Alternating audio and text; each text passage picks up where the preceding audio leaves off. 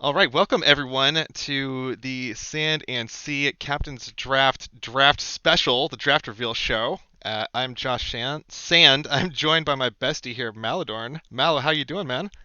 I'm doing good. I'm doing good. The efforts that we have taken so far are about to pay off, and we're going to kick it into the next phase of the tournament. I'm excited.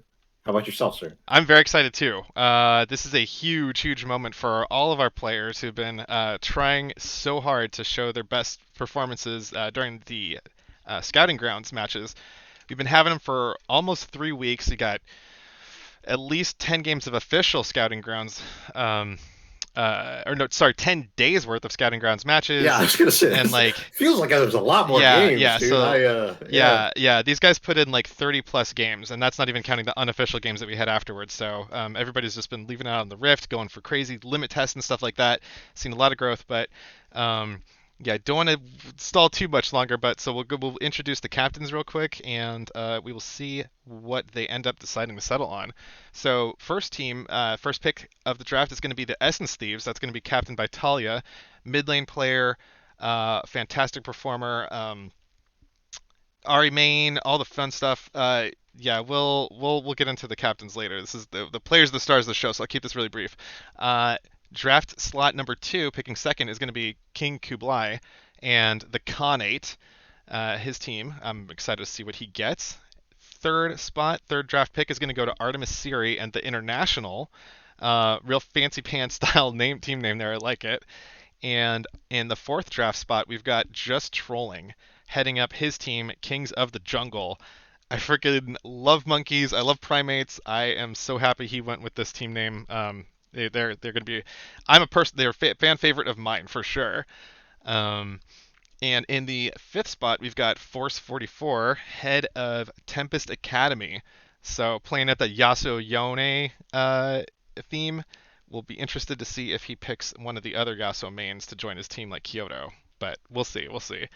And bringing up the rear, sixth pick and final pick is going to go to Super Saiyan. He is heading up Smite the Scuttle, but he's got a cute little Psyduck mascot for his team, so doing a little bit of double game in there.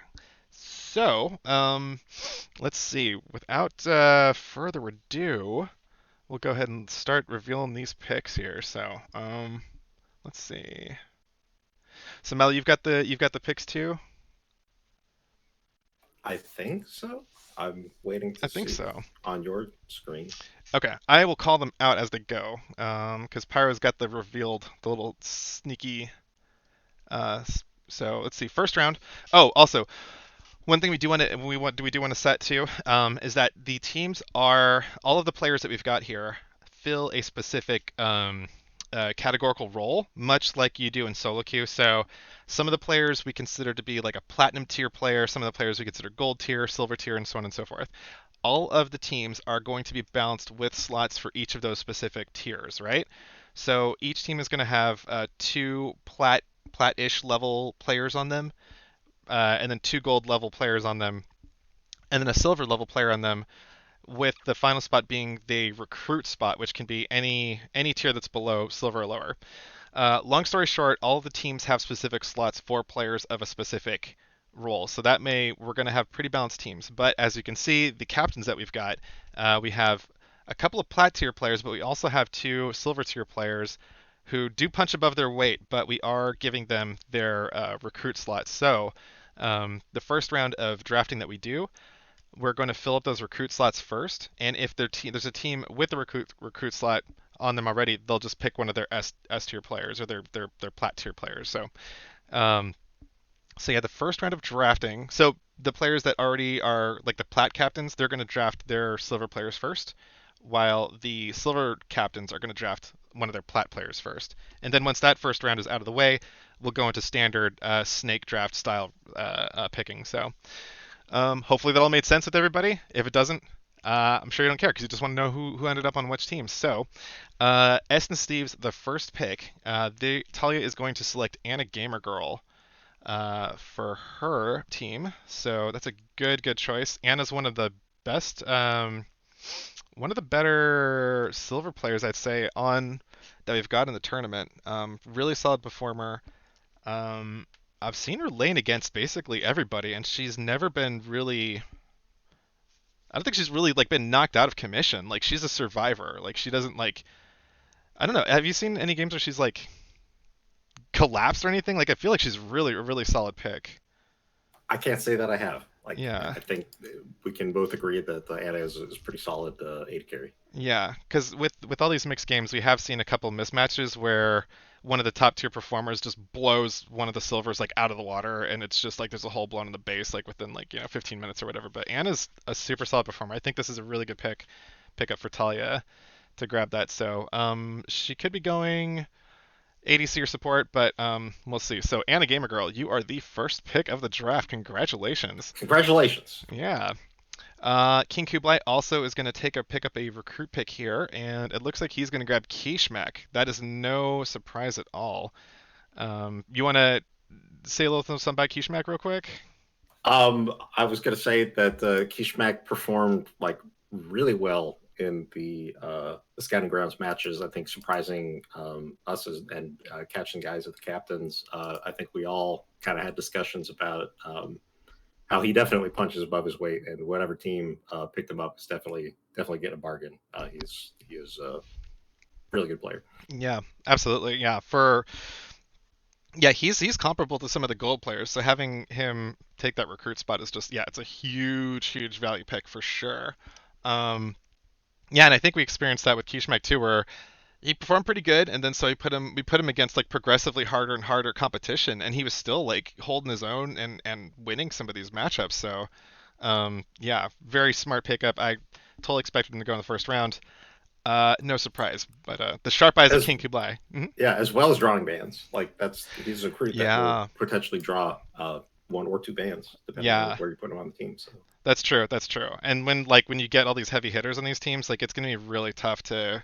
Yeah, anybody that can draw bands away from some major picks that's a huge benefit for your team. So sharp, astute pick for King Kublai. So no surprise there. Dude's a gamer. And so we're going to move on to the third pick of the draft. That's going to be for the international. Artemis Siri is going to pick up Columbia. So that is a potentially mid laner. We'll see where he goes at the end of this, but Columbia has done really well in the mid lane. Really similar story to Kishmak. He's got less games played though than Kishmak, so there's a little bit of a more of a question mark. Kishmak's definitely proven himself. Columbia looks like he's like a similar tiered player, but we've only seen like a couple of games from him, so I think his schedule is pretty tight, so he couldn't do a lot of matches. So I think that is a good value pick there for Artemis. And we'll see. I got good feelings about Columbia, so I think he's gonna do well. All right, and we're gonna move on to the fourth pick of the first round, and Troll is gonna get to pick his S tier player. And lo and behold, he grabs Exodus. Any surprise from you on that end? I mean, I would not be surprised that Exodus is going in the first round of S picks. You could base a team around Exodus. You can base a team around a lot of the top laners, but Exodus has definitely made a name for himself as being like one of the premier uh, unbannable top laners that just gets in there and gets shit done and works well with the team. So that's a good pick. Yeah, and he's got such a diversity of champions that you could strategize around. Like you've got his obviously his Aatrox, his Alawi, which he never gets to play. Yeah, He's got Heimerdinger too, if you need AP in the top lane, like and Kale also. So like he's bringing like AD he or is. AP and like yeah. And He's we not a one trick, and no the champions that he has been on, like he's done many games where you're like, okay, this should be a ban. Like we haven't seen Alawi in a long time because of that, but he's had some really good games on Kale. A bunch of other champs. Like you can't ban him out. Like he's gonna have something in his toolbox to deal with the top lane as well as the team comp that you're putting up against. So yeah, dude is a monster. Yeah, he's gonna make some serious waves in this tournament. Everybody knows. Okay, so we're gonna go to pick number five, and Force 44 is gonna grab his recruit pick, and he is gonna snag up Elcrest 16. So that's a good choice. I like that. Elcrest is a really good support player. Um, Plays a lot of engaged supports. I do think he does play some enchanters, but his forte is like playing my personal favorite girl, Rel. He also plays like Leo. If they got a hook, if they got some kind of engage, Elcrest plays him. But I do think he's got a pretty diverse champ pool too, because I think I remember seeing him play some non tank support. So Yeah, I think we saw him on some stuff besides that, but I think that will go well with Forza's playstyle. Like you want to support that wants to get in there and mess things up mm, as well.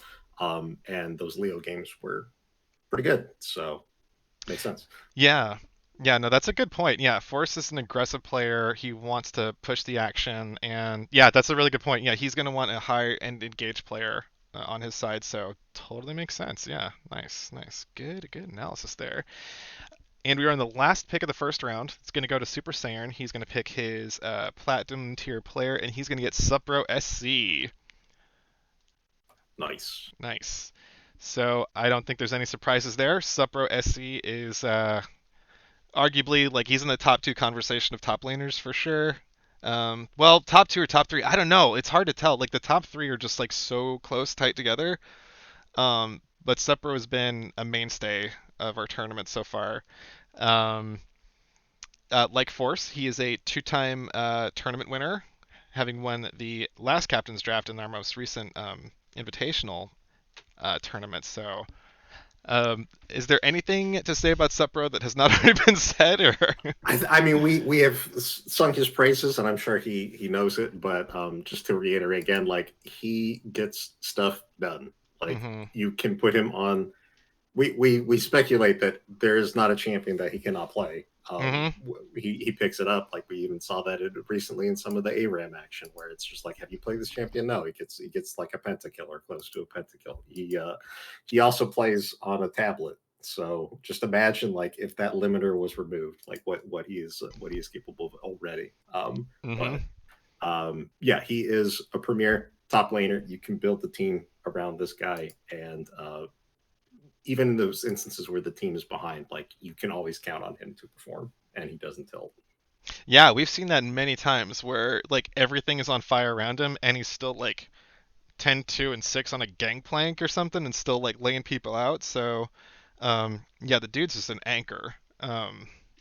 And a I think that's cannon. a good way to put it. Yes, he is Yeah, a and a everything. well Yeah. anchored cannon. Yeah, Yes. yeah, yeah, for sure. So, yeah, totally. Yeah, the really good choice to get those for this to get those two top laners in the first round. And we're going to start wrapping back around. So we're in Snake Draft now. So it is Super Saiyan's pick again. Now that we're in the second round, and he's going to grab Jimbo Slice. Nice choice. Um, let's see some. Excellent choice. Yeah, yeah. So Jimbo, he is one of the top ADCs that we've got in the tournament. I Personal favorite of mine, fantastic guy to play with. He never tilts. I think, and he had like just a run of bad luck. I think he like lost like 6 games in a row or something in the scouting grounds. But like Why you got to keep bringing it up, man? I know, but he played so well in all those games. Like it was one of those games where like I felt like, oh my god, he's totally robbed. Just phenomenal positioning, just a fantastic like kiter attack mover. His Caitlyn is ruthless, is going to draw ban every single game. Dude never tilts, like he's always chill, like even if the game is just like not going his way. He's got a cool head. He stays in the game. His MF is also nasty as well. But I think his Kate's going to draw ban almost every time. Just because like he is so lane dominant with that champ.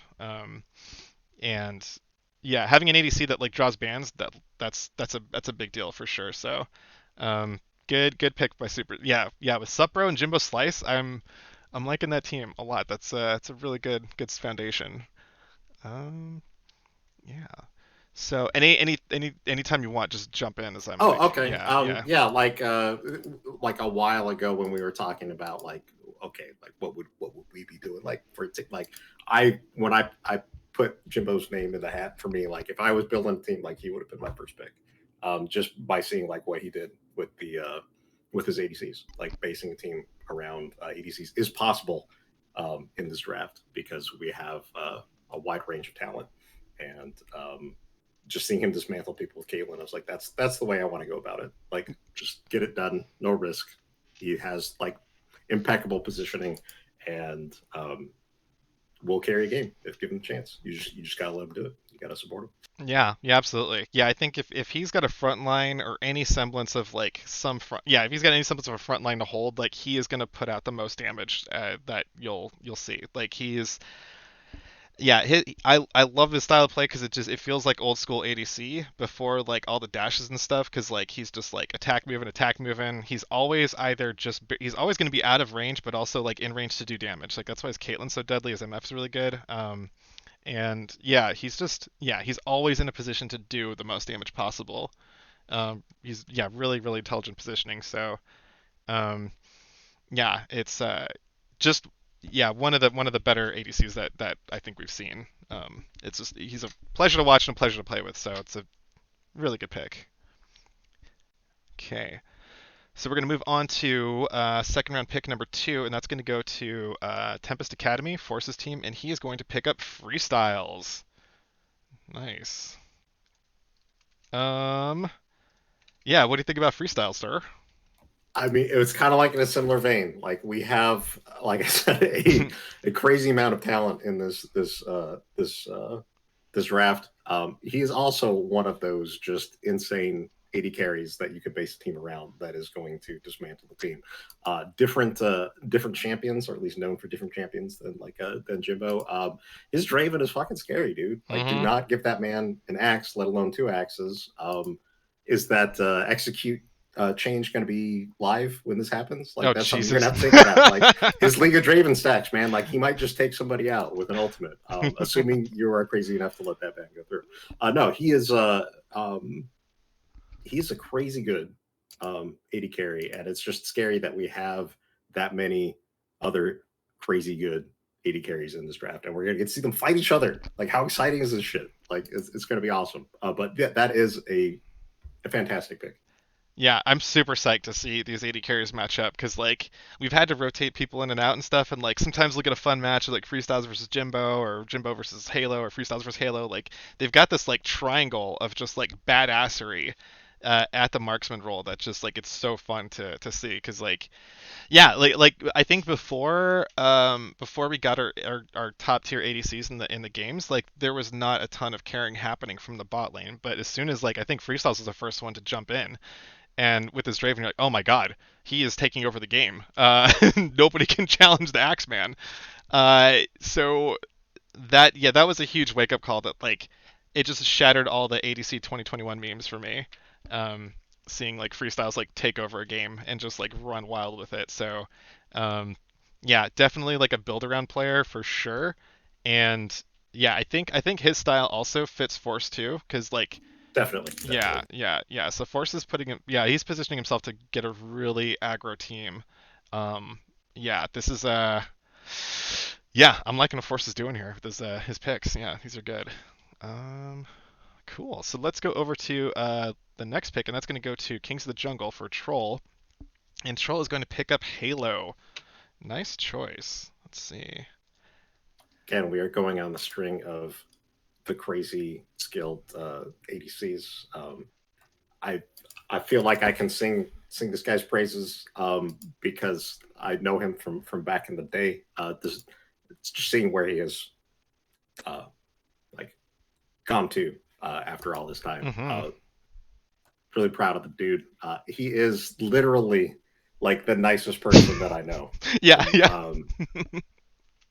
He has saved many many games by just being in there and like maintaining that positive like mental state. And he's an ass kicker. Like that game with Senna, where it's like you think it's lost, and so he hung in there, he scaled, and he freaking destroyed. He's a really good 80 carry, and the team is going to be better for having him on there. Yeah, absolutely. And how often can you say like somebody's a real ass kicker and also like an anti-tilter? You know, like Yeah, it's yeah. yeah. He's doing it with a smile. He's making your team smile, and the other team is probably like, "Hey, this is cool. I'm having a good time." Yeah, absolutely. Yeah. Halo is just like he's a force of like sunshine and positivity on any team he's on. He's just delivering like a lot of he's delivering what you need from the ADC role. So, and I think like it's really cool that like all three of them have been picked like straight in a row as soon as they were eligible. um, yeah, I think it's really a telling sign of how good these ADCs are, where like they're getting picked up, and like there's still like a couple solo lane spots open. So, I think it, I think yeah. I think it's also like just kind of showing that there is kind of like a with the talent that is available, there is kind of like a meta shift. Like they're Hmm. realizing like we can, build a team around this kind of thing. Like you can like rely on an AD carry to like carry and do stuff in a team setting versus like solo queue or even just a flex queue kind of Yeah, situation. absolutely. Yeah, yeah. It's great. It's cool. Um, yeah, I love our ADCs to death, and I'm glad that they got picked up so early in the draft. So, getting their due, getting their props. Um, yeah. So Will the trend continue? we'll Let's see. see. So we've got the next pickup is going to be for Artemis Siri for the international, and he's going to select lane main. Nice.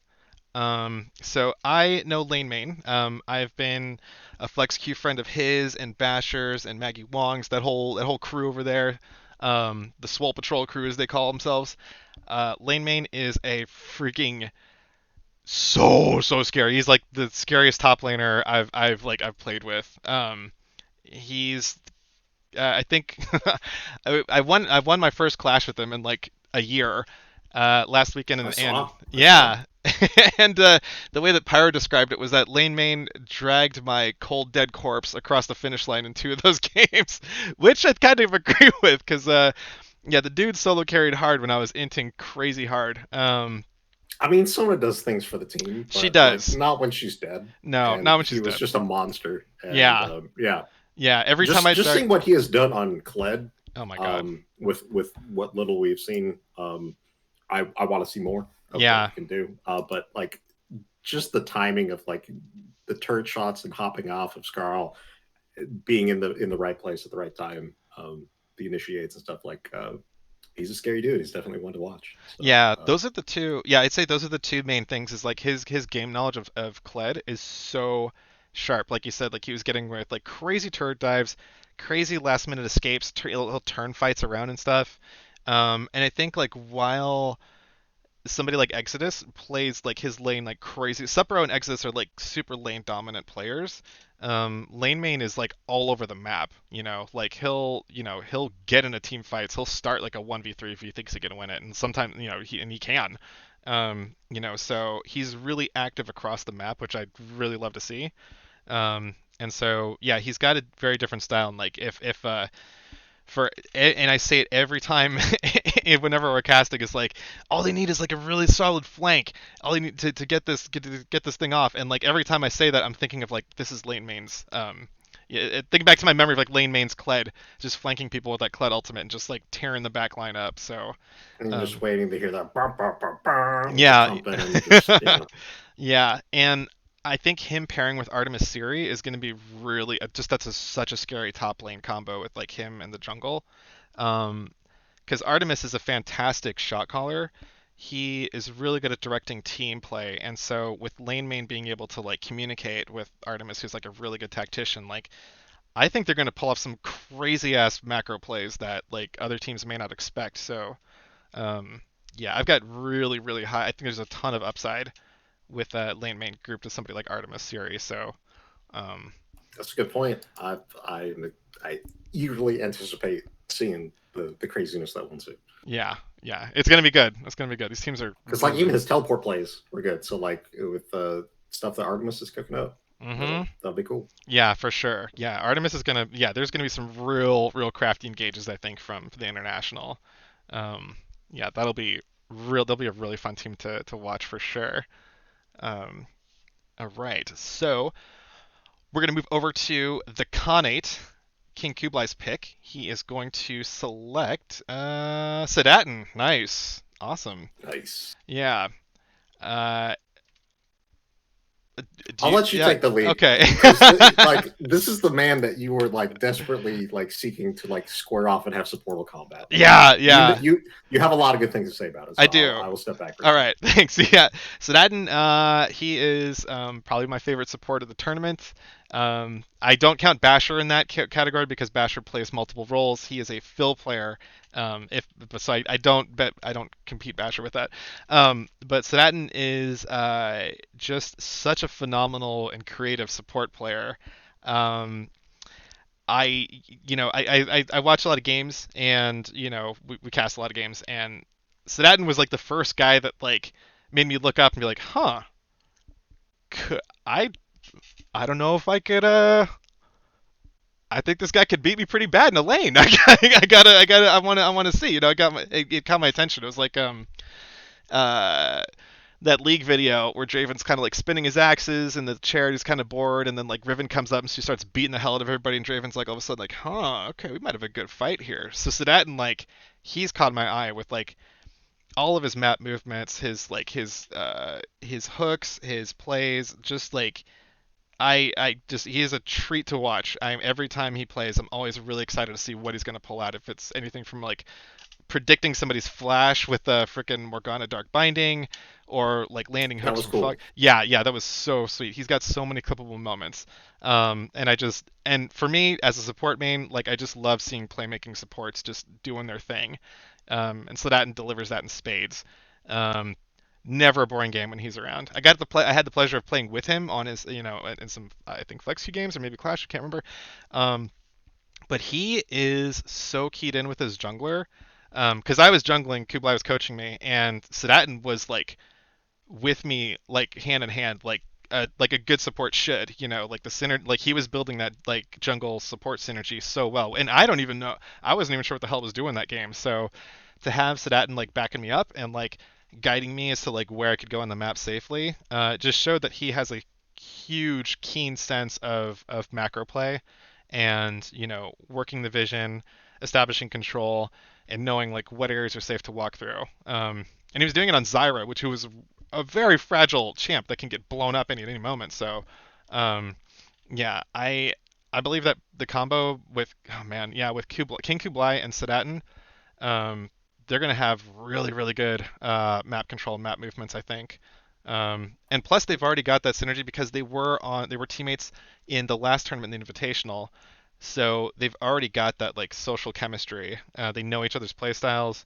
Um, King Kublai is an incredibly accomplished jungler, so there's only good things that are gonna come from that union between those two. So I um, believe it. I believe it. I don't think it's been said at this point yet, but we were going to call this Captain's Draft 2 Welcome to the Jungle when we got fun games. So it makes sense. It makes sense. yes, We got a because lot of these captains in the jungle position making these, being the shot callers and stuff, but being able to have like support that he's played games with before, has the teamwork synergy, and seems like is also capable of taking on that load of calling shots and making those points. I'm excited to yeah, see what yeah, they do and what they play. me too, me too. Because Kublai goes for like crazy plays a lot of the time, and I think that um, with Sadat being there backing him up, he's gonna like really facilitate those crazy plays getting executed well. So yeah, yeah, stuff's gonna be good. But yeah, welcome to jungle is absolutely true because 4 of our team captains out of 6 are all jungle mains. So yeah. Um, okay, so next pick is gonna go over to Talia's Essence Thieves, and she's gonna select Dragon Lizard for her jungler, I believe. Nice, nice. Nice. Yeah. Let's see. So Dragon Lizard, I was a little bit worried that he didn't get enough playtime in. Um, he's been a jungler that he came in to the drafts, or he came into the scouting grounds a little bit late, but Pretty much towards the end there, yeah. But yeah. when he did, like, he definitely made a pretty quick impression. Like, he had some really good games, Hmm. and I was kind of impressed with how well he was doing and how quickly they're like, okay, we're gonna have to ban this champion. We're not letting him do that again. Yeah, absolutely. Um, Yeah, we've seen him carry games. His Trundle's just freaking nightmarish. His J4 is awesome. I think he has a Vi that deletes people too. But yeah, I think his yeah, I've seen him I've seen him in games, he's carried games. I've also seen him posting up really strong numbers on games where like every lane lost, which is really hard to do as a Yeah, jungler. Yeah, like if all three of your lanes lose, like the next thing that goes is your jungle, and yet somehow like Dragon Lizard would still post up really good numbers, while trying to carry like three losing lanes. So, um, yeah, the guy's super solid. He's only going to get stronger as he starts playing against the other junglers here. Because I think one of the things that we have seen is like a lot of the junglers are like the saying is like steel sharpens steel, and the more he plays against like the likes of like King Kublai or Artemis, the better he's going to do. So yeah, tons of upside for Dragon Lizard. I've got like really high expectations for him. I think he's a solid pick for Talia here. I agree. And like he had really, really good map awareness in those games, like Hmm. the ones where he was carrying as well as playing from behind. I think uh, doing that well, just coming into the draft as late as he did, playing as well with those players. Like now that he's on a team, like he's gonna have a chance to like hone that. Like you said, the Hmm. steel sharpens steel. But I think it's just gonna get better. So Yeah, yeah, yeah. I'm excited to see what he does in this tournament. I think he's going to make some waves. Um, So, we are on to the third round, and Talia has her pick now for the Essence Thieves again. She's going to pick up Basher. Nice, nice choice. nice. Do you want to start off with Basher? Sure. I don't know where he's going on their team, but I don't think it matters because he does great wherever you put him, man. Like Yeah. Basher is like I think the only person like in this whole draft that is like literally you could put him up against the best person in that lane and he's gonna do fine. Mm-hmm. He also has bands coming out the wazoo. Like if you put him in a position, there is like a signature champ that he has. That you're like, okay, like we need to consider banning this thing. Yeah, yeah. You Multiple just roles. cannot ban him out. Like he plays all the champions and he plays them well. Like he is the quintessential Phil. Um, but again, wherever they put him on the team, like he's gonna do good. I think that they're planning on putting him on top. I think that's the rumor Okay. that I hear. Okay. His favorite position. I think that would be a good choice. No, probably support. I don't know.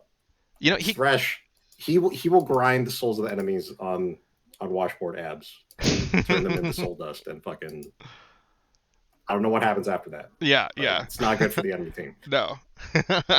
Yeah, I think yeah, you're totally right. Like he has yeah, he's got the bandwagon going like where if you put him mid, you got to ban his Ziggs and his Veigar. If he goes bot, you got to ban his Thresh or maybe his Jhin or maybe his Veigar again. Um, he's one of those. Yeah, like I think he is the best fill player I've seen. You could literally plug him anywhere. They could flip him between Anna and himself in the bot lane. Like they could, like if they did Anna and Bash in the bot lane, like I'm not totally sure who is going to be the support or the Yeah, ADC. So there's a ton of flexibility there where, and they don't even need to declare it until they don't even need to decide until the end of the draft. that's So true. yeah, so you've got like a lot of flexibility in that bot lane. So that's super handy for that'll allow the Essence Thieves to kind of play kind of whatever comp they really want to. I think.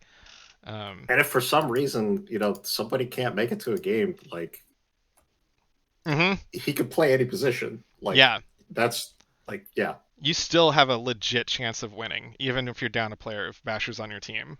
Um, and I think like in past tournaments we've seen like if somebody's got a sub in, they might have a kind of decent performance, but it's just not the same. The team's just not the same. But Basher there, yeah, like your team is still just as good as they were before like losing that one slot because Basher can just fill in for you.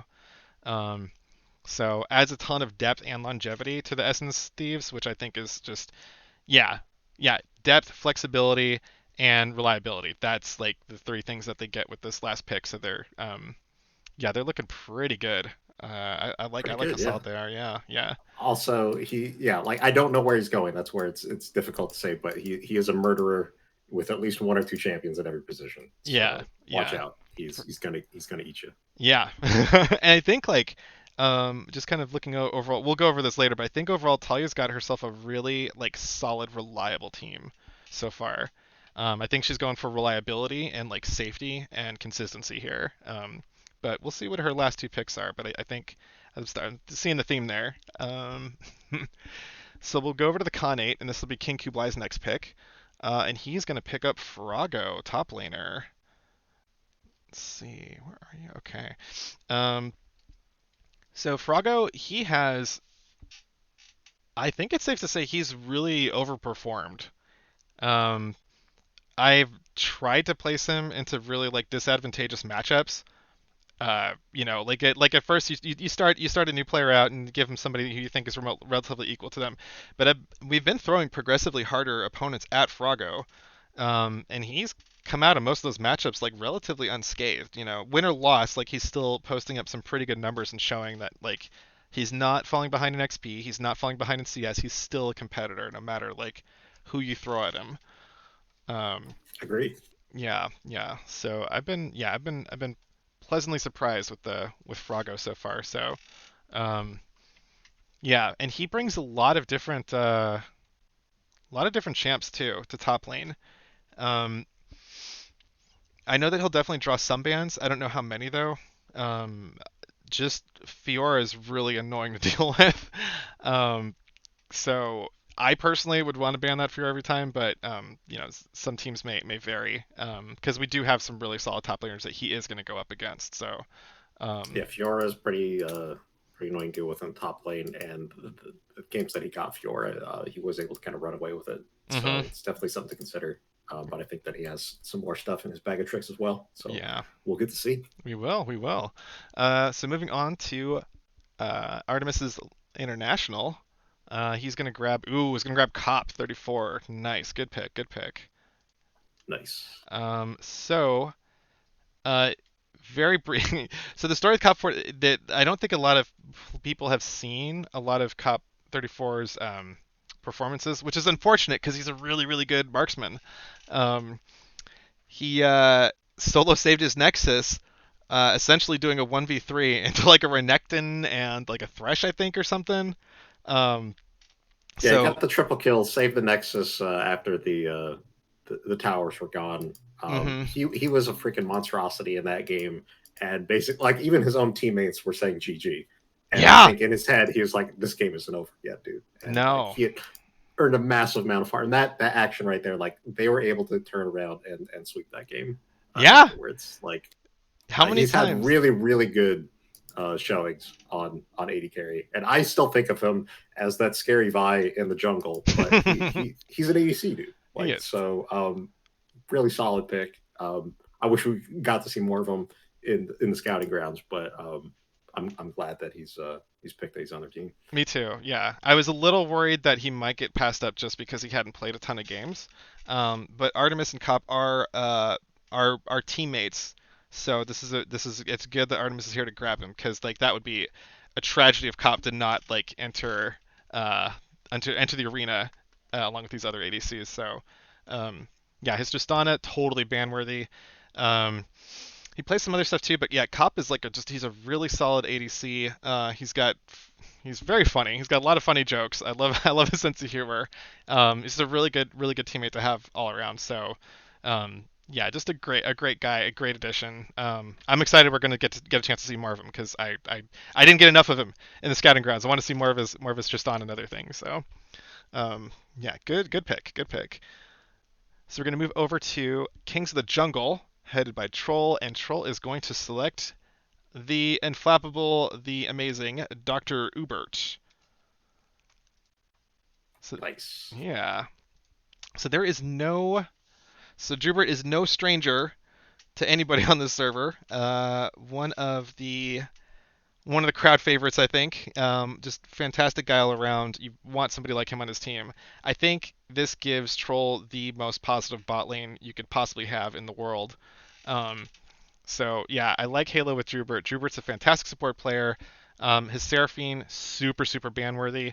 I don't know if he was kind of toying with the idea of playing Senna a little bit, or Sona a little bit, and I think I don't know. I think if he, we'll see, we'll see. I'd like for him to have that in his back pocket to be able to play some kind of enchanter, but I think he plays it all. Like he played Karma. We've seen him play Nautilus.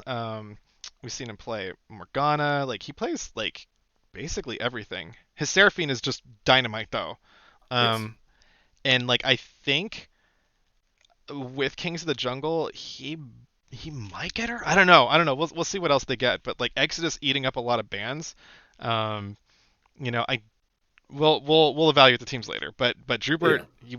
we might get to see his Seraphine a little bit. We'll see. But I think that that's definitely a possibility. And like you said, dude, like just with those picks and the way that that team is shaping out, like I definitely would want to be playing on that team just like from the teamwork vibes alone. Like that's going to be a fun time regardless. And I know that my teammates are not going to tilt like whatsoever. oh yeah, Um, but yeah, like Drubert's got a lot of supports under his belt, and he's really good at them. And the point that you're making with I guess that kind of applies to all these teams. Like you assemble this much talent on the teams, like some stuff is going to make it through. There's hmm just not enough fans to cover all the bases. So I think that we could see some pretty crazy cascading Seraphine ults in the future, or some other stuff that he's cooking up. So yeah. I'm excited for him. Yeah, this will be it's a good. good Yeah, pick. yeah. So we're going to move on to Tempest Academy, and Force is going to select Pirate Trade for his, I believe, top laner, but we'll see. We'll see. So we're just going to grab Pirate Trade and move him over there. Pirate Pirate trade. Trade. So, um, that is so Pirate Trade is basically an extra ban that you have to take because he's the Renekton that never gets played, right? Yeah, Okay. So I think we like, saw it. I want to say we saw it twice, but once just might have been enough. I think it was Where it was just once. like it was just out of control, man. Yeah, It was. was that the one where Talia was on Oriana? It might I have don't been. know, but like Okay. Renekton, it was just he was everywhere. There was, yeah, I He remember, was yeah, murdering everybody. He could not be stopped. His rage could not be sated, and yeah, he did. I think he did spill over to the mid lane because it okay, just was wrecking top. So yeah, yeah. Oh, yeah, that's right. Yeah, okay, so his Renekton is, yeah, that's right. Because every game after that, every time like there was a top laner that like was like, oh, what did we get there? I always thought like Renekton would be really cool here. Thinking back to like Pirate Trade's like just rampage, yeah, just like chopping up people and like eating them and like just yeah. I've said it before. I think Renekton's a pretty underrated champ, and I love seeing him. hmm Do not give this man Renekton. Yeah, That's the free tidbit of information. But yeah, really good top laner. Also, kind of came in a little bit towards the end there, but excited to see what it definitely fits the playstyle yeah, of for the team sure. that Force is assembling here with his Tempest Academy. Yeah, for sure. And like you have to ban like because I think we've seen Pirate Trade after that game. There's been 100% ban on his Renekton. Like nobody's ever let him play Renekton again. Um, Forces Yasuo gets banned 100% of the time. Freestyles Draven gets banned 100% of the time. So that leaves a lot of champs open for Force. Like it's yeah, they're I don't know what the hell you ban against Tempest Academy, even with just these four players showing. So we'll see when he gets for jungle. But um, yeah, he's got a real aggressive lineup there. I like it. So we're gonna move over to Smite the Scuttle, Super Saiyan. He is going to pick up Xerxes. Nice. Um, so Xerxes has been he's slotted as a top laner, but he can also play support as well, and he is a really good support player. Um, he plays primarily he plays engage. That's I think his forte is like Nautilus, Leona. Don't know if he plays much Thresh, but that's where I've seen most of his action. I would even wager he might even take Set into support because he's a Set player in the top lane as well. So I'd see it. I could see it. He yeah, can do some unconventional tactics, but have good results. yeah, for sure. And in the event that like Supro is away for the team, Xerxes can easily fill that top lane role for him, and they can slot in a support possibly if they have a secondary. Um, That's a good point. yeah, because Xerxes is really he's also a very good top laner. I would say that I would be happy with him in the top lane against anybody here. And we saw him in a match against Exodus where Exodus was playing Kale, and Xerxes played the lane perfectly. Um, didn't let just bullied Exodus out. Did not let get Exodus get any XP. Just owned the lane as best as he could. So I think he's a smart laner. He knows how to manipulate waves. He knows how to press his advantages and stuff. So yeah, he's a really good addition to any team, and I think I think having like two viable top laners at any time you want is pretty nice for Smite the Scuttle. So, but he's a really good support too. I put him up there We with like. just didn't see him much because you put him top lane. I know.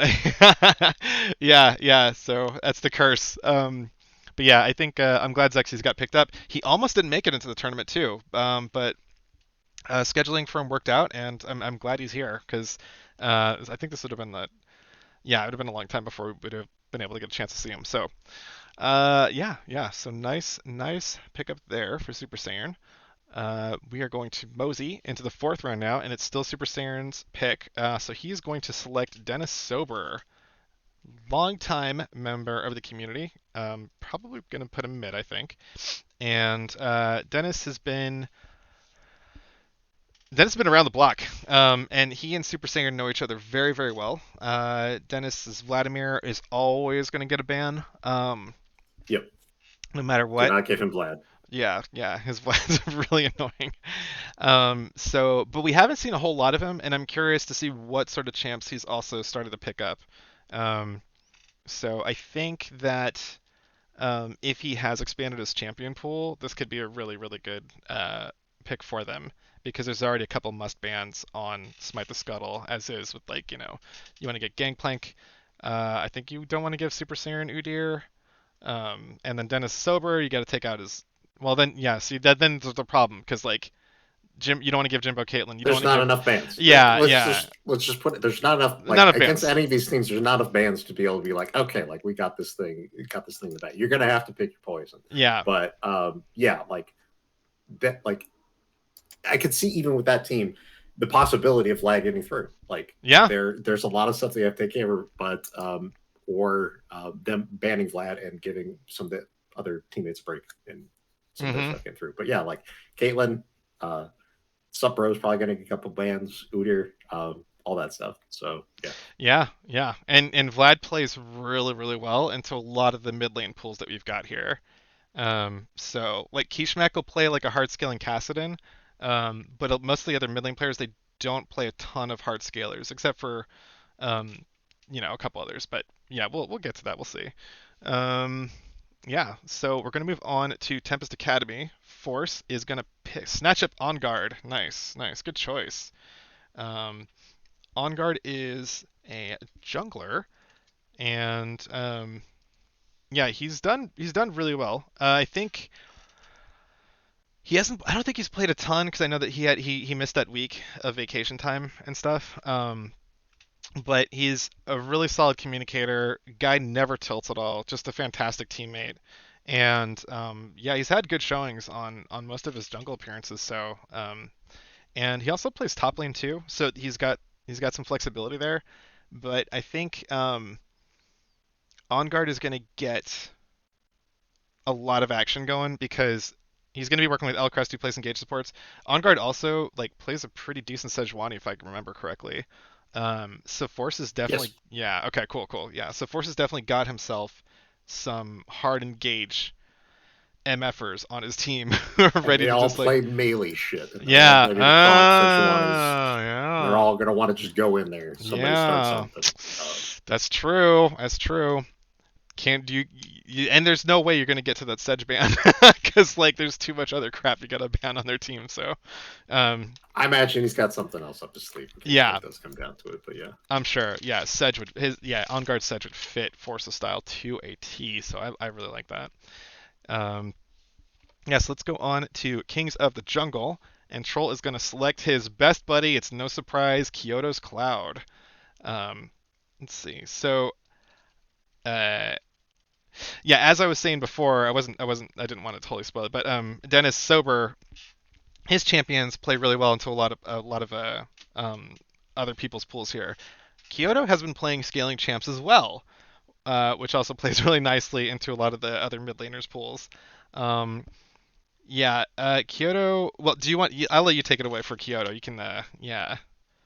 Well, I know that Kyoto has a lot of those high mechanical skill champions under his belt. I've been seeing some other ones more recently in the scouting rounds, mostly because Irelia is like almost always banned, so Hmm. just doesn't happen. But the games that we did see with Irelia are pretty nasty. But really impressed me with Cassiopeia, and that seemed to have worked really well. Being able to have like a EP hyperscaling champion Hmm. on these teams where so many of the people playing mid lane, except for maybe Talia and Kishmak, have been basically just like 80 or assassin type Hmm. champions. So, and I know that he's been practicing some other stuff as well.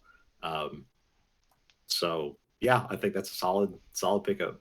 Yeah, I agree. And I think like yeah, like you said, like having that variety opens up Exodus to do other stuff too, because Exodus has AP champs which can pair with Kyoto's Cloud's AD champs, so you have like the mixed damage profile. But also Exodus plays AP champs, so the reverse is the same too. So there's a lot of options that Trolls got for himself in terms of keeping the damage profile pretty varied up. Um, yeah, and I really and I think everybody's kind of discussed like yeah, we've seen certain players improve over time being exposed to all these like higher tiered players. Kyoto's really upped his game quite a bit. Um, like picking up champs like Azir and Cassio, he shows that he's got a really like I don't know where his champion pool ends, but it's pretty nuts like how many champs that this kid is able to take on. It's crazy. Um, and he's performing on them. Like I think he got Cassio maybe like 2 days in a row, 3 days in a row, and just now he's never going to get it again. It um, seems to keep getting through. I think people keep forgetting about it, but there was a very large like stint where it was like, is he going to draw the ban? Oh, because it's Casio again. So all right, yeah, I but they don't like eventually yeah. know. They eventually learn. Yeah, I don't give him Cassio. Give him Casio. I like seeing that shit. Yeah, I love seeing it too because he's always getting kills early on her, which is not supposed to happen. You're not supposed to kill people in lane on Cassio, but when it happens, it's just freaking disaster, and he's just gonna run away with the game. So, I mean, once the poison, there's not a whole lot you can do. She's mm-mm. she's gonna get on top of you and start getting with those fangs. Yeah, for real. So, um, yeah, really, yeah, good pickup for Troll. I like his soul lanes here a lot. Like his bot lane, yeah, he's got a really solid team here. I think yeah, Kings of Jungle are going to be contenders for sure. Yeah, so good pickup there. So we're going to move on to the international, and Artemis is going to get himself Cuddy. Nice. So let's see. Cuddy is also a former teammate of Artemis, so I'm not quite sure where they're going to slot him. He plays ADC and also mid. Um, but they don't have to declare where roles are going here. So Cuddy, he's a very much an unknown factor for almost well basically everybody except for me. I've played with Cuddy before, really good guy, really fun teammate, really solid player, but he just came off of ACL surgery, so yeah, just really unfortunate timing. Um, well, you never want to get ACL surgery, so it's always terrible. But we hope he's recovering and taking the time he needs to like rest, get his head back. So I think yeah, so he's going to be coming out of injury, and we'll see how quickly he gets up to speed. So he's got the synergy already with Artemis and Cop as former teammates together. So yeah, I think Cuddy will be able to get back in pretty quickly. It's always really difficult to like get all your faculties back after like a surgery and stuff. It's never fun. So but True. yeah. But if there was one activity that you could do after ACL surgery, it is play games at a computer after you get more acclimated. So Yeah, I think they'll be in an okay spot. yeah, absolutely. Also, and he's surrounded by his friends too, so that's a Yeah. good, yeah. So, what better way to return from ACL surgery than jumping into a While you're tournament? healing, have a good time with your friends and kick some ass. Yeah, So yeah. yeah. So, yeah, good stuff from them. All right. So we're gonna move on to, uh, let's see, Tempest Academy, or no, sorry, the Khanate, and it's gonna go for King Kublai, and he's gonna pick up Hey I'm Lazy. All right. So I'm guessing he's probably gonna be in ADC, but we'll see. So Hey, I'm Lazy. He's had pretty much the must ban Ezreal. I think that we've seen quite a bit. Yep. And yeah, he's one of the more well-known ADCs that we've got in the tournament, and he can also play top lane as well too.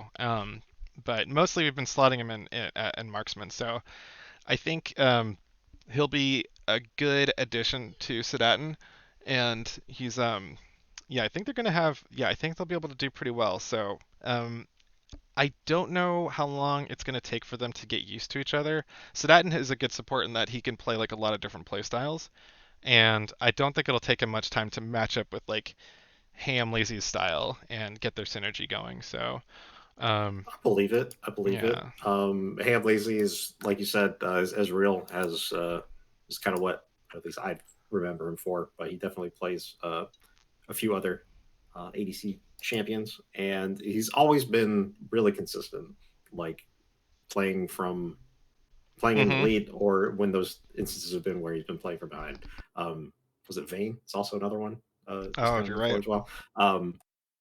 So yeah, I think that's going to be a good solid bot lane, especially paired up with Sedatin. I'm looking forward to it, man.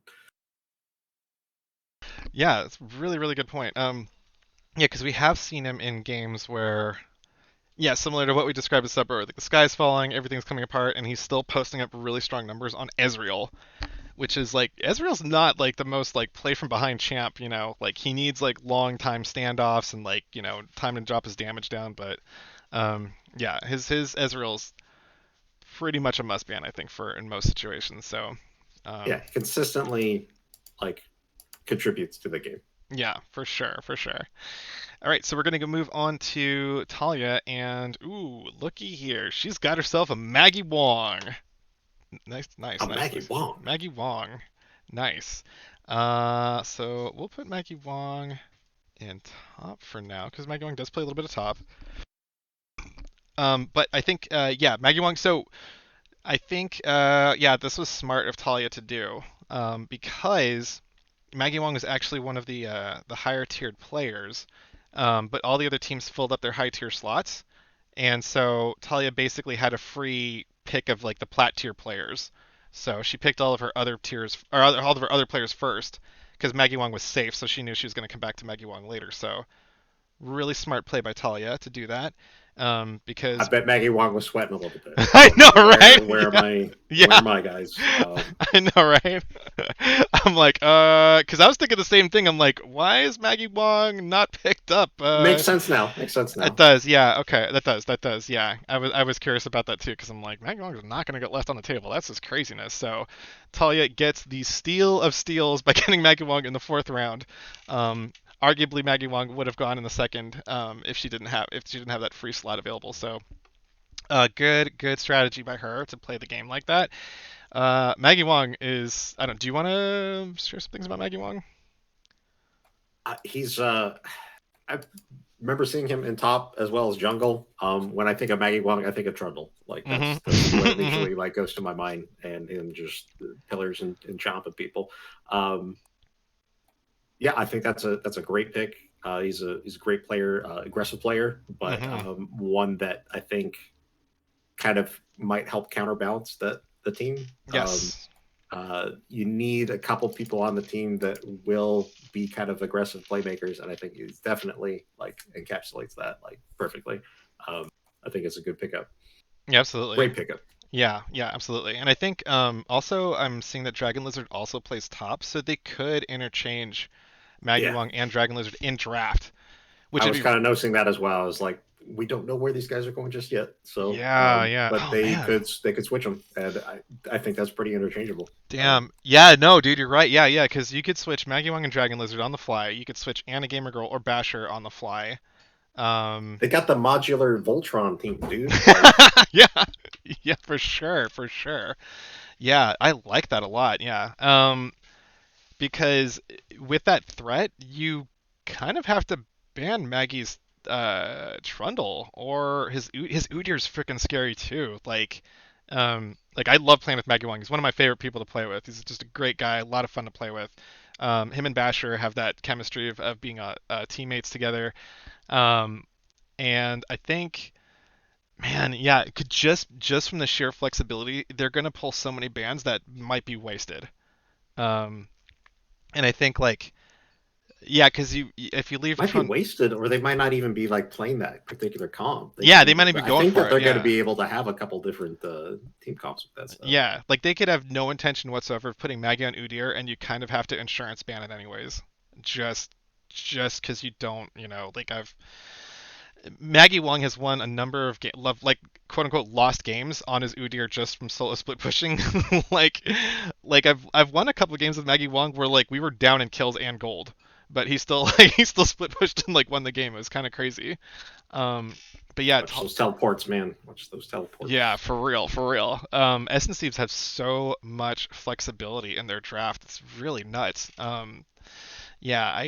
This is really good. And I think and the point about Maggie Wong's aggression too is really good as well because like Talia is a pretty she's not an overly aggressive player. She's very patient and you do need that balance. Like Anna's pretty patient too.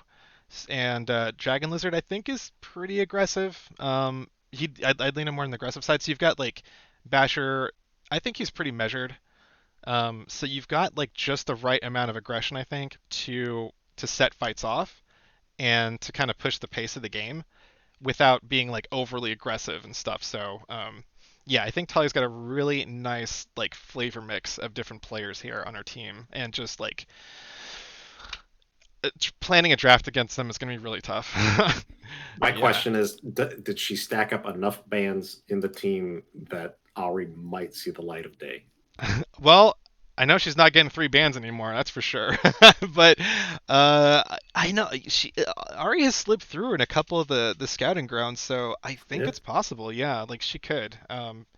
I Just mean, it's the namesake of the team. Like we need to see it at some point. But yeah, it yeah, is. I think it will because like I could easily see the first 3 bans. Like there's 3 bans I kind of want to ban out instead of Ari, just looking at them on paper. Um, you know, because Ari's like she's even though like she's Talia's basic favorite comfort pick. Like Alia is like kind of a generalist champion where she's kind of good at a lot of different things, but she's not. It's on Talia to play her well. Ari's not gonna. I feel like Ari's like kind of like a fair champ, like Nami is, where you don't feel bad because if you get killed by Ari, it's because she landed skill shots, not because like she has some like overpowered passive or ultimate or something. So um, yeah, I think Talia could. Yeah, I think we'll see Talia's Ari. She's got a just really really good lineup so far. So that's great. And so we're going to mosey into the fifth and final round. And so since we're wrapping back around to the snake draft, it is still Essence Thieves' pick. Talia is going to select 360 Hentai. Nice. I'm actually surprised Hentai is. It's. I feel like I'm a little surprised that Hentai didn't get drafted earlier. Um, likewise, you yeah, had a pretty good showing. yeah. And Lord knows he gets banned a lot. Yeah, Yeah, like you have to ban his Riven. You got to ban his Fiora, I think, right? Um, there's not enough bands. there's not. There really isn't. And so there's a ton of depth that Essence Thieves has in the top lane. And Hentai's gone like Hentai. I've done the same thing with Hentai that I did with Frago, where I sent him against progressively harder and harder lane opponents, and he's done really well. Like I have not seen him like blow a lane yet. So I think he can hang with the big boys here, and that's arguably like one of the stronger six picks I can imagine seeing. So um, yeah, that's a steal for sure. Because I would feel like against like I mean even though like I'd be fearful of any of the top laners, I'd feel very comfortable having Hentai like just holding lane against those guys. Um, and maybe even like getting him a counter pick and seeing what he could do. Um, so Certainly, like he held his own, and he has a number of like band worthy champions. I'm also surprised that we kind of got this far without yeah, him to get picked up from yeah, his showing in the near the end of the scouting grounds. for sure, yeah. So let's see. So let's go over to. We're gonna mosey on down to the Khanate, see what they're gonna grab. So King Kublai is gonna get Tamamura. Nice, nice. Let's see. Nice, that's a good pick. That is a very good pick. That's a steal for your last pick for sure. had the pleasure of experiencing his Katarina firsthand, Oh and Jesus. he it was my first quote real game back in Summer's Rift, and he decimated me. And I've since seen him play some more Katarina. I think the top Katarina game where Hmm. he got that pentakill and some other stuff. So he's real good mid laner, and do not give him Katarina, even if you have CC on your team. Like it's not worth it. Dude, yeah, I thought yeah, yeah, when I saw him pick Katarina into a bunch of CC, I thought he was going to be just dead in the water, and Nope. nope, not at all. Totally underestimated him. That was a mistake. Yeah, Tomo, he's an absolute steal this late in the draft for Yeah. sure. I'm also surprised it was not considered for some of these mid lanes. Yeah, me So too. glad Yeah, that he at least this get picked. So yeah, I think part of it too is that Tom, he was only able to play, I don't know, like 5 games total, maybe, not very many. yeah, And it's kind of a shame too, because like he's a really solid mid laner. Um, and yeah, the Kane between like uh having Kishmak, yeah, that's another good thing about Kishmak too. Not to steal Tom's thunder, but like you could alternate Tom in with Kishmak, throw Kishmak in support if Sedatin's not there. A lot of flexibility. But yeah, Tom is immediately going to get a cat ban every time he's in, no matter what. You cannot give him that. And it, and don't think you can counterpick it. Don't think you can build a comp against it because you can't. Like it's, he uh, will find a way. He will find the weakness, and he'll yeah, just spin those blades. And you think that you got the game, and he will sweep it out from under your he feet. he will So find you. Yeah, he will find you. And he was talking to me about making some bruiser build on Katarina. Dude's just like yeah, I don't Katarina can do a lot of versatile. Like she can go AD AP. She can go mixture. man. Yeah. I really, yeah, and I feel like that's a legit thing that's like on the cusp of being discovered in Korea or whatever, or like getting popularized, and then they'll, yeah, because they had Bruiser Akali before. I don't even want to know what Bruiser Katarina looks like if he's actually got that build like buttoned up. Like that's just banner, just save yourself the trouble and don't let him play cat. It's gonna be bad. Make him play something else. Yes, yes. But yeah, great, fantastic final pick to round out the Knights team. They've got some really, really good heavy hitters on that team. I like them.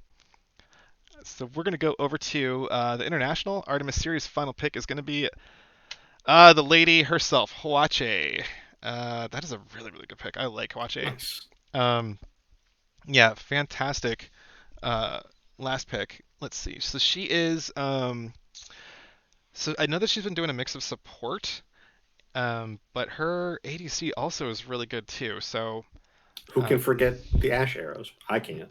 man, her Ash, But I yeah, know that she's been playing support more. yeah, yeah. So I could see, yeah, you got Cop there, which is great. You don't need that. If Cop ever needs a day off, I would totally beg Hwache to just bring out their Ash again. Just please, just do it. Your Ash is so good. But if she wants to play support, that's totally cool too. Um, yeah, but yeah, super solid pick. Yeah, I'm glad she's got a home with Artemis because Hwache is a very um she's real serious. I mean, not serious, but like she's super dedicated. She wants to learn, she wants to improve. And Artemis is one of the best coaches I've worked with. He's a lover of the game. He'll talk as long as you want to about League of Legends strategies and stuff, and you'll learn so much under his wing.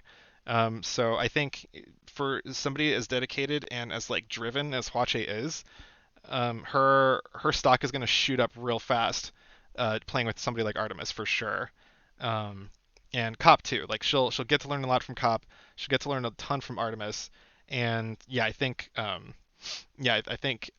she's gonna grow really quickly under his guidance. So that's a really good home for her. I like that a lot. So moving on to the Kings of the Jungle. Troll is going to grab High Noon Support. Nice. Good choice, buddy. All right. So High Noon Support. Um, so he's been playing ADC, but Yes. he can also do support as well. Um, I so should hope so. yeah, I know, right? um, so one of the things that High Noon's told me is that like he likes supporting players that he knows, which is I totally understand. I, being a support main, also appreciate only supporting ADCs that know what the hell they're doing. Um, he's got a really good ADC with Halo. Um, Yeah, yeah, so being able to swap in for Drubert as needed or for Halo as needed is a pretty big deal. So, and I think I really like Heinrich a lot. I like a lot of what I've seen from him so far. He's shown a lot of versatility, and he can kind of play everything. And having him there too gives you a lot of depth where um, at ADC and support, like just having that reliable backstop of in case like Halo's out, which we'll see, and then if Drubert's out for any reason, swap him in just as good in that role to help you out. So um, yeah, yeah. I can't imagine a. I don't want to call it like low stress, but like I would enjoy the opportunity to be in that bot lane regardless of the position or whatever. So I think that's definitely a good spot. Like whether he's playing with Drew or Halo or combination, those would be fun people to play with. So that's a really good point. Yeah, 100%. Yeah, you're gonna have a good time. No matter either of those guys you're playing with, you're gonna have a good time. So, yeah, yeah, good stuff. Good stuff. I like that team. So we're gonna move on to Tempest Academy and Troll or Force's final pick. He's gonna get himself Nintaku. Nice, nice. nice, The salty or no, the spiciest jungler. the spiciest jungler that we have. Yeah. Um. So I think. Oh wait, did he queue as? I think he plays everything. I gotta nail this guy down on what he's doing. So I think he's showing his support slash top. He's gonna be the sub though, because his last pick. But I would stick him in jungle for sure. Like he has Nautilus jungle, Nunu jungle. Yeah, just a lot of spicy picks from Ntaku. I'm glad that he's here. I think he's gonna make some fun games happen. All right, and we are down to the final pick for Smite the Scuttle, and Super Saiyan is gonna pick up. Wow, how did he not get picked yet? Oh my God, I'm looking at Leaf right now. Yeah, I was just like we were going down there. I was like, Wow, dude, he okay. gets Leaf as the last pick. Holy crap, that's a steal, man. Yeah. Do you want to say something about Leaf? I mean, he's known for the Lulu, but he had pretty amazing showing on Leo, if I remember correctly, Yes. as Yeah. well. Yeah. Like just by virtue of him being there in supportal combat, fearlessly going into the jungle. But his Lulu is spectacular, and I Mm-hmm. think that I, as we're going through the list and we're seeing like what remains, I was surprised that he hadn't got picked yet. So I'm glad that he's on that team. Yeah. I Um, mean, me real good, too. real good support. Yeah, agree, 100%. Yeah, it's insane that he's actually the last pick because I would have grabbed him way way sooner. Yeah, like you said, like his Lulu super ban worthy. He's like I've every game he's had Lulu, I think he's carried on it. Um, his Leo's really good. He gets a little hyphy, which I get a hyphy too. On Leo, where he'll just be kind of sticking his chest out a lot, especially against the enemy support. They Um, have to they have to think that you're going to go in when you're taking those engages. Like yeah, if they don't think that you're serious, like you're not zoning them no, effectively. you're not. Yeah, yeah, you got it. Yeah, you got to respect. You got to make him respect you. Yeah. So yeah, I love Leaf's energy. I love his like little trash talk he does sometimes. Um, yeah, he's like an anti-tilting force in comms, where he's having a good time, um, busting out some memes every now and then. But yeah, he's a solid teammate, really strong support player. He'd be a fit for any team here, and yeah, he's got a good mix of support champs. But I think he is going to draw ban for sure on Lulu, um, and that adds a lot of dynamic stuff to Smite the Scuttle because like um, between him and Xerxes supporting, or if like yeah, that gives him a lot of flexibility because like Supro can swap out if Supro's out, they can throw Xerxes top. Leaf can swap in support, and you got a really yeah, regardless of which support is in there, like you've got a deadly ass bot lane with Jimbo Slice. Um, so yeah, I like that a lot. Yeah, very glad Leaf got picked up because that would have been, that would have been tragic. Huge missed opportunity if he didn't get grabbed. So, um, nice. So that is gonna be our those would be our teams. And let's see. So we'll yeah, so for those that did not get picked in the draft, do not fret. Do not You despair. do not despair. Yes, because we did have in the last draft, we did have other players that did not get drafted either, but they did end up on teams later. So what we do is you're going to the undrafted players are going to enter a pool of free agency where if a team is missing their sub, if they're down players, you can sub in on any of those teams as needed. Or if a team actually has a vacant spot on their roster, there's a chance that you could be moved into that vacancy spot. So I know it's tough, but definitely do stick around if you do, if you feel like you can be patient and wait for an opening to occur. It absolutely happened. I want to say we used three of our free agents, At least three at last least time, three. yeah. Yeah, and we had only four teams. This time we've got six teams. Oh, and the four teams that we had, they only had five players each. So we had 20 players total, and we used three free agents last time. This time we've got 36 players, I think. So we've got 36 players, and we'll have probably about less than maybe 10 free agents. So you will get picked up for sure. You will get some playtime at some point. So definitely like sit tight, and we'll get you there. An opportunity will arise. I promise you. Life finds a way. Chances are, at some point, one or more of these players may not be able to make it to a game or may have to leave a team. So there could be an opening. There's also a possibility that they might be a man short and could need you for scrims or even assemble together like team for scrims for practice for these teams. But stick around. I know it's hard, but there are play opportunities in the future. Yeah. And there is a chance too that, like you said, like Mal said, there's scrim opportunities too. Um, I think we've had like a couple of free agents like put together like a little mini team before for like just for like Clash or Flex Queue and stuff. So we'll try and connect you with resources and stuff to like help things like stay active for you on the server. So but yeah, any questions, reach out to me or Pyro or any of the other admins, and we'll get you straight. So but yeah, these are our teams that we'll have for the Captain's Draft tournament. So Mallow, do you want to get into some analysis of the various teams? Of what we can do, because we still don't know exactly who's going where on the teams, but they're all looking pretty good. It's definitely not the way that I had it in my mind. Not that I have a fantastic imagination, but Mhm. what were you thinking of talking about? Um, let's actually, let's get a drink real quick.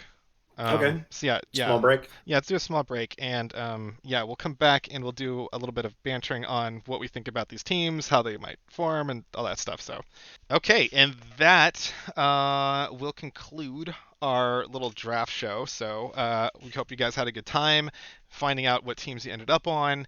And we're looking forward to seeing what kind of strategies you guys come up with, and seeing everybody meet their teammates, and yeah, just getting your new colors in. So yeah, I'm really excited about this crop of teams that we got. Do you have any closing thoughts, Mallow?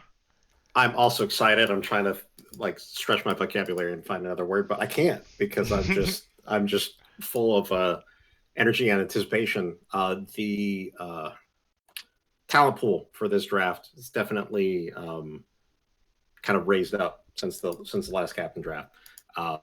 Not to discredit people in the past, but we have a lot more players now, and all of these teams look like they have amazing potential. Um, really excited to see what they do with them, where everybody ends up going, and what strategies they formulate. Like, I could theorize in my brain, but I think it's better left to the captains now. It's kind of out of our hands. So Yeah, absolutely. Yeah, we'll keep our theory crafting to ourselves. I got so many ideas, so many theories. I think I'm gonna have a long DM discussion with Pyroblitz about everything I've seen, and yeah, we'll probably come up with some power rankings on our own, but we'll see. Yeah, but yeah, I'm very congratulations to all the players that got drafted. Captains, you did a fantastic job putting together some really competitive teams. I think we're all excited to see what shakes out and what kind of styles that you guys develop for your own team. So yeah, very And now we excited. kick it into high gear, and I guess my question has it been decided like when matches will start? I'm assuming that there's going to be some sort of like acclimation or trial period, make sure everything works out with these teams or chance to practice and stuff. But when are we potentially seeing matches? Like So how far the out? yeah, so the official matches that we're gonna have are probably gonna be maybe about maybe 10 days out. We'll see. So the first things that we're Okay. gonna have to do is we're gonna have to hammer out team schedules and figure out, because we did have our declared game days of Thursday, Friday, and Sunday. We're gonna see if teams can still hold on to that or if we need to make some adjustments there because we want to make sure that everybody's gonna have a chance to play. So we want those schedules to be workable for everybody. Um, and so maybe about 10 days out, we also want to give teams time to get together, get acclimated, and that doesn't mean that we're not going to have anything because there are opportunities to have exhibition scrim matches in this next week. So this is the time to really like. So if you want like a couple free matches that don't count towards anything, next week is going to be the time to do that. And we'll be here ready to cast them for you guys and scout your opposition if you like. But the official phase that we're going to go into next will be the round robin, where each team plays against every other team at least one time, maybe two, depending on scheduling, and that will help develop seeding for the final bracket when the official tournament, with the tournament when the bracket tournament kicks off. So yeah, The so tournament's the tournament. tournament, yes, the final stage of the tournament. Yeah, so next week, exhibition matches, get to know your team, figure out your strategies and stuff like that. Practice, practice, practice. Practice, yeah. So practice week, and then after that, we will go move into the round robin once we have the scheduling sorted out. And yeah, we'll be moving forward from there and developing the power rankings, the seed order, and all that good stuff. So, um, yeah, again, I can't congratulations. wait. I I can't can't wait wait, either. dude. I can't wait either. It's freaking exciting. Yeah, this is really exciting. I I thought I was psyched about the last captain's tournament, but this one, yeah, like you said, Yeah. it's so many good players, not enough bans. There's just like we're gonna see people on their signature champs, which is gonna be a real treat. Because those are the like people on their signature champs are what creates those like crazy moments, those crazy plays. Um, yeah, yeah, I'm very excited. Um, I think you summed it up. Like again, like I was really excited for the last captain's draft. It was a great experience. This one has just like taken it to 11 with the amount of players that we have, player skill, as well as just the amount of time. Like we had 3 weeks of games, dude. Like mhm. last time it was like maybe like a week and a half or two. It's and there's going to be more. There's Yeah, going to be 6 teams this time. 6 teams fighting. six So teams. no buys. Nobody gets a free pass. You got Nope. to fight your way to be a winner. Yeah, you gotta earn it. Yep. Yeah, So I am more excited for this than I was last time. So yeah, yeah, me too. And given like how close these games were with just like makeup teams, like once these teams are like got their synergy, got their strategies out together, like we're gonna have some real dynamite matches, I think. Um, yeah, yeah, because some of those scrims we had were down to the wire, and those are just pickup games. So yeah, yeah. yeah, we're gonna see the real deal coming up. It's really great. Yeah, yeah. Uh, so yeah, congrats again to all the teams or all the players that got drafted. I think we're really just can't wait to see you guys in action, see what sort of new strategies you develop, all that stuff. And to our free agents, there will be opportunities moving forward too. So just keep posted. We'll keep communications up with you guys and let you know when those opportunities do arise. Um, but yeah, for Maldorn and myself, thanks everybody for tuning in, and keep keep around in the Discord. We'll let you know when exhibition matches are able to start, what the scheduling is going to look like, and when we will officially kick off our Red Robin matches. So yeah, thanks everybody for tuning in, and we will see you guys on the Rift. Take it easy. Yep. Thanks again and congratulations, guys.